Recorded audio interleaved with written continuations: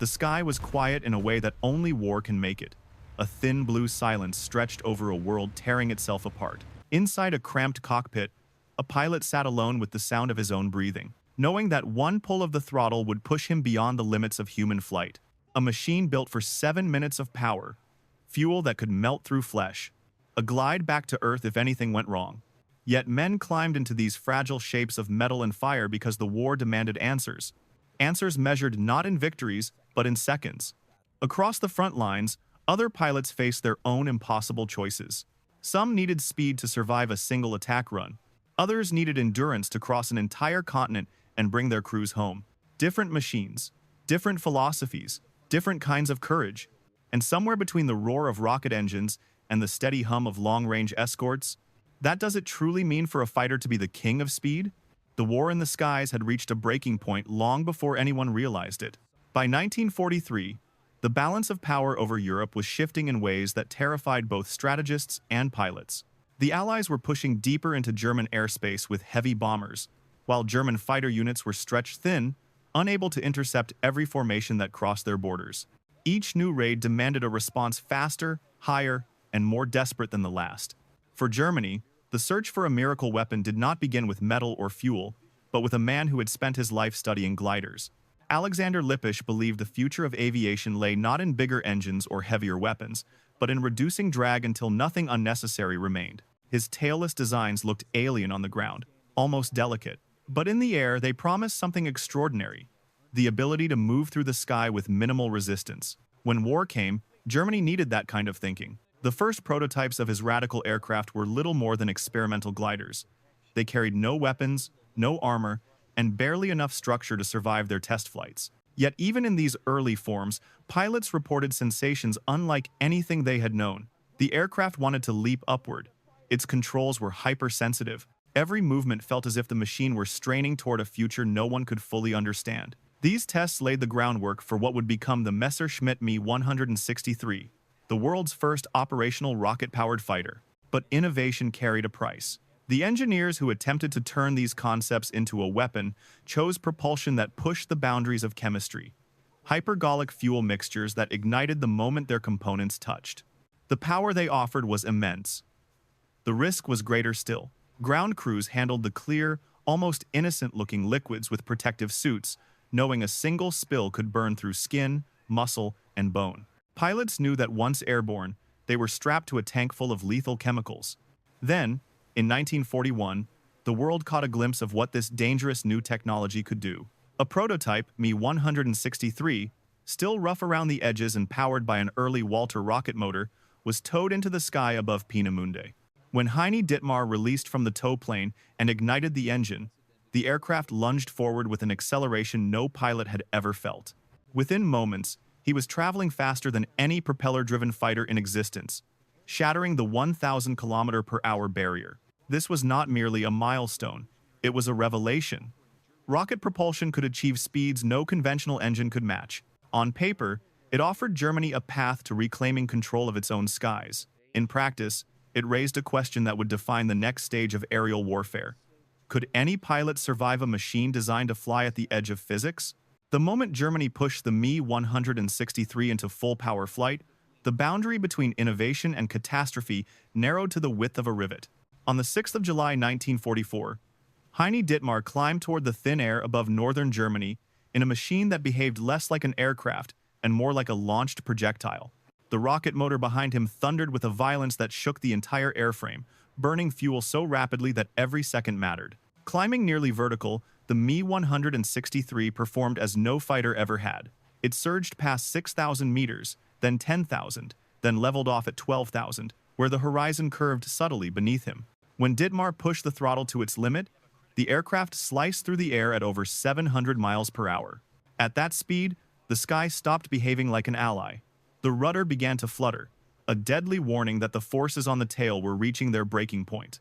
In a split second, Ditmar cut the engine. Silence replaced rocket thunder. He was now gliding a wounded aircraft, alone over a hostile landscape, with a failing vertical tail and only one chance to bring the machine back intact. His descent was a controlled fall through thin air, each adjustment a gamble against structural failure. When the skid finally scraped the concrete at Peenemünde, sparks trailing behind him, Ditmar had done more than set a record. He had shown how close the future of aviation was to tearing itself apart. But the Me-163's power came with brutal limitations. 7 minutes of flight was all it could offer. After 1 or 2 attack passes on Allied bomber formations, it became nothing more than a fast-moving glider, unable to maneuver, unable to escape. American pilots quickly adapted. They learned to wait above known Me-163 bases, watching for the bright plume of a rocket launch. Once the rocket motor burned out, the aircraft was defenseless. Many Me-163 pilots were shot down within sight of their own runways, gliding home with empty fuel tanks. Meanwhile, the air war over Europe was entering its most violent phase. American bomber crews facing catastrophic losses needed a fighter that could survive deep inside the Reich, not just sprint through it. The P-51 Mustang, once considered a flawed design, evolved into exactly what the Allies needed. When the Rolls-Royce Merlin engine replaced the Allison, everything changed. The Mustang found its strength at high altitude, where bomber formations traveled and where German fighters rose to meet them. In the skies above Germany, the Mustang reshaped the balance of power. It did not rely on explosive acceleration or exotic fuels. Its strength came from endurance, stability, and the ability to stay in the fight long enough to matter. When Mustang squadrons began escorting bombers all the way to Berlin and back, German pilots could no longer retreat behind the safety of distance. The war's tempo changed. For the first time, the Allies had a fighter that could challenge the Luftwaffe deep in its own airspace. It was not the fastest machine of the war, but it was the one that met the moment. The turning point of the air war did not arrive with a single battle, but with a series of revelations written in smoke across the German sky. One of the clearest came on the 12th of October 1944, when a 1-year-old American pilot named Chuck Yeager escorted a formation of B-17 seconds toward targets near Bremen. Flying his P-51 Mustang, he watched as more than 20 Messerschmitt Bf 109 seconds maneuvered below him. German fighters preparing to tear into the bombers once the escorts turned away. But they never got the chance. Yeager's squadron rolled into a diving attack, catching the German formation unaware. What followed was a whirlwind of speed, skill, and survival instincts. Yeager became an ace in less than 15 minutes, downing 5 fighters in a single engagement. When his Mustang returned to base, its fuel tanks nearly empty, its guns spent, the aircraft bore no bullet holes. The message was unmistakable. The Mustang could fight, endure, and return home. Yet while the Americans were proving the value of range and reliability, Germany was unveiling the next leap in aviation. The Messerschmitt Me 262, the first operational jet fighter, emerged from its runways like a glimpse of the future. Pilots described the acceleration as smooth and relentless, the cockpit quiet, the climb effortless. With a top speed of 540 miles per hour, the jet could outrun anything the Allies flew. Its 430mm cannons could tear apart a bomber with a single burst. On paper, the Me-262 should have restored the Luftwaffe's dominance. In practice, time was against it. The Jumo 004 engines were fragile creations. Built from low-quality alloys, Germany resorted to late in the war. Many lasted only 10 to 20 hours before failing. Maintenance crews swapped engines constantly. Fuel shortages grew so severe that entire units of Me-262 seconds sat idle on their airfields, unable to launch even a single sortie. And when the jets did take off, they faced new dangers. American pilots learned to wait above their bases, diving onto the jets during takeoff or landing, when their engines were slow to spool up. German aviators called the approach path the Valley of Death. The Me-163's fate was worse still. Its hypergolic fuels made it as deadly to its own pilots as to its enemies.